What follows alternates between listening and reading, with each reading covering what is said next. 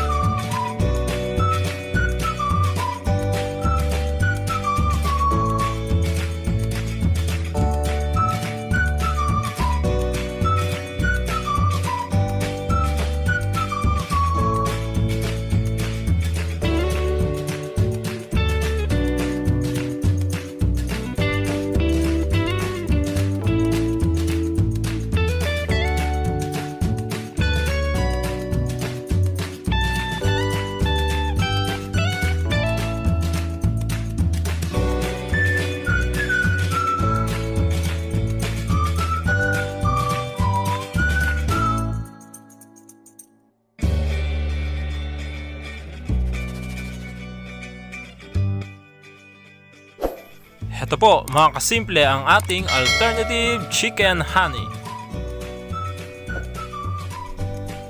Ayan. Sana po magustuhan ninyo. Please like, share, comment, and subscribe. Maraming salamat po.